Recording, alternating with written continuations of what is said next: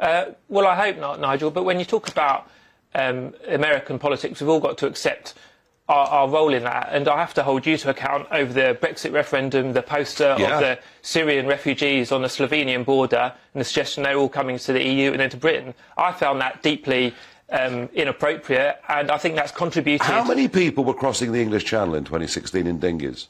Well, it was a much lower rate than it is now. We've seen No, zero.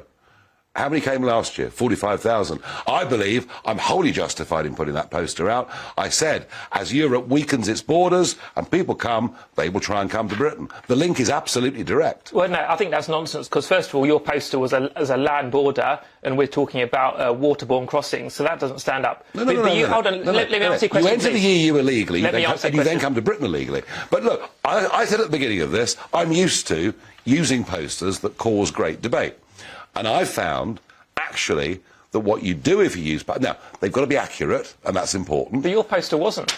That's why I need to hold you to account for it. It could be 80,000 this year. I probably should have been stronger. But the point is, if you put out posters like that, and I found by doing that, you lead the debate.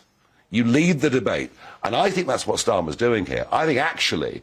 this is the cleverest thing he's done since he was Labour leader. I disagree. I wouldn't have taken this approach with a poster, but I still have complete faith in Keir Starmer, and I suspect actually a lot of the Labour campaign is going to be on the very traditional areas of GP waiting lists, NHS waiting times, school class sizes, and so on and so on. But Nigel, I have to come back on what you say. You're always very professional and cordial to me, but I do think the 2016 poster was based around a distortion that tens of thousands of Syrian refugees would come to Britain, and that did not happen. I think you did know what you were doing. Every single one of the people trying to get to Britain by dinghy has crossed the land borders of Europe or the sea borders of Europe. Many have come in through the Mediterranean, some have come in through the eastern land borders, and I said if Europe's borders are weak, we will finish up getting a huge flow.